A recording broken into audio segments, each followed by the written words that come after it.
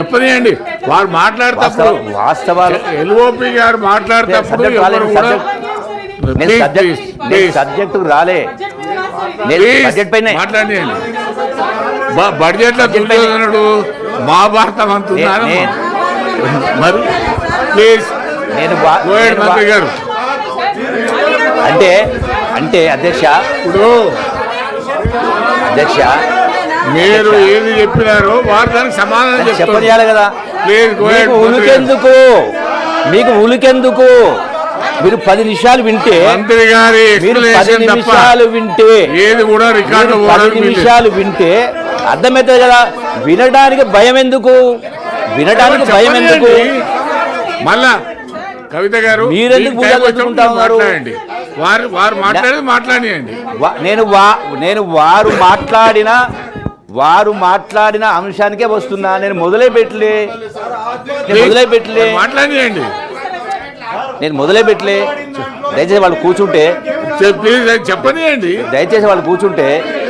చెప్పనియండి. వారు ప్రస్తావించిన అంశానికే వస్తా ఉన్నా. వినడానికి మీకంటే అంటే మీ లోపల ఏదో భయం ఉంది. మాట్లాడితే వాస్తవాలు బయటకు వస్తున్న భయం ఉంది కాబట్టి లేదు. మరి కవిత గారికి నేను ఒక్క అంశం ప్రస్తావించలే చెప్తా కదా. ఒక్క అంశం కూడా ప్రస్తావించలే. మీరు గంట సేపు మాట్లాడి నేను ఎక్కడ కూడా మీరు కూర్చోండి. మీరు మాట్లాడే సందర్భంలో నేను పల్లెత్తు మాట మాట్లాడలే. సావధానంగా గంట సేపు విన్నాం. మీరు ప్రస్తావించిన అంశానికి నేను వస్తా ఉన్నా. నేనే చెప్పిన కదా తెలంగాణ వచ్చిన కేసీఆర్ పార్టీ లేదన్నా. పోనీ ఒక నిమిషం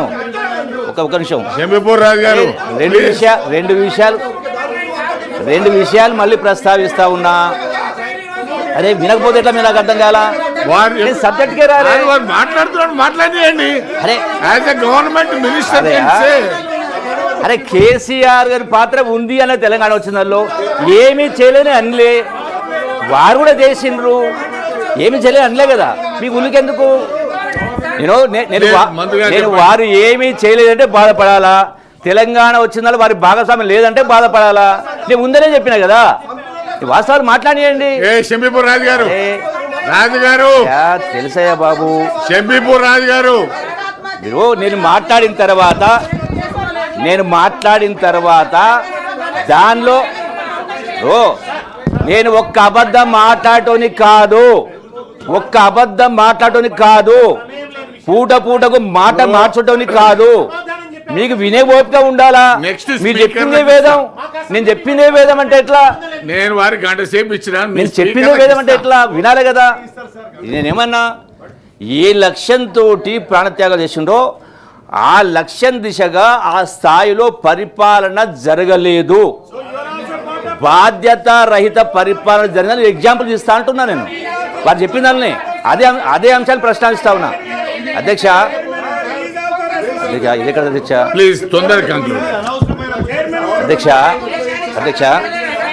ఇప్పుడు వాళ్ళ మాట మాట్లాడిరు. చివరగా వారు మాట్లాడుతూ ఈ భారతదేశాన్ని పరిపాలించింది ఎక్కువగా కాదు, ఏమీ చేయలేని పద్ధతిలో మాట్లాడిరు. అధ్యక్ష స్వాతంత్రం వచ్చిన రోజున ఆనాడు 1947లో దేశ జనాభా 30 కోట్లు. ఆ రోజున ఆ సందర్భంలో బెంగాల్ ఫెమైన్ లాంటి ఫెమైన్స్ వచ్చి తినడానికి తిండి లేని పరిస్థితి ఉండే. ఈరోజు 140 కోట్ల జనాభాకు ఎక్కడ పండించి ఎక్కడ దాన్ని పెట్టాలో లేని పరిస్థితి ఒకటి. మాట్లాడండి, దానికి జవాబు చెప్పండి. రెండవది ఒక నిమిషం. మీరు పెద్దలు గౌరవిస్తాం. వినండి, ఒక 2 మాటలు వినండి. అధ్యక్ష రాష్ట్రం తెచ్చుకున్నదే మన ప్రాంతానికి అన్యాయం జరిగింది కాబట్టే దశాబ్దాల పాటు మన రాష్ట్రం తెచ్చుకుంటే బాగుపడింది తెచ్చుకోవడం జరిగింది. అధ్యక్ష ఇందులో మన రాష్ట్రం వచ్చిన సందర్భంలో తెలంగాణ ధనిక రాష్ట్రం. అధ్యక్ష అంటే మిగులు బడ్జెట్తో మనకు వచ్చింది. మిగులు బడ్జెట్ రాష్ట్రం వస్తే అధ్యక్ష వినాలి కదా అధ్యక్ష, మంత్రి గారు మిగులు బడ్జెట్ రాష్ట్రం వస్తే అధ్యక్ష ఎల్ఓపి గారు మాట్లాడింది మీరు రిప్లైలో ఇవ్వండి. ఒకటి అంశం మీద మీరు అధ్యక్ష, అంటే వారేదైతే అర్జునికి కన్ను కనపడ్డ తప్ప కూడా కనపడ్డా అని చెప్తా ఉన్నా. అంటే మిగులు రాష్ట్రం అయినా కూడా గడచిన దశాబ్ద కాల పరిపాలనలో హైదరాబాద్ రాజధాని ద్వారా లక్షల కోట్ల ఆదాయం వచ్చింది. గవర్నమెంట్ అధ్యక్ష వారు మాట్లాడుతున్నారు అధ్యక్ష, వారు కూడా నేను చెప్తున్నాను అధ్యక్ష, మీరు మాట్లాడిన చెప్పండి. వాళ్ళు చెప్పిన దానిలో మిగులు రాష్ట్రమైనా కూడా హైదరాబాద్ ద్వారా గడచిన 10 సంవత్సరాల కాలంలో లక్షల కోట్ల రూపాయల ఆదాయం వచ్చిన తర్వాత కూడా ఈనాడు 8 లక్షల కోట్ల అప్పుతో పాటుగా నెలకు 6,000 కోట్ల వడ్డీ కట్టాల్సి వస్తూ ఉంది. ఇలా అధ్యక్ష ప్రాజెక్టులు కట్టిన ప్రాజెక్టు కట్టలేరులే, ప్రాజెక్టులు ఎంత కవితా ఉండే, ఎంత కయ్యింది, ఎందుకు కారణము, ఎవరి కారణము?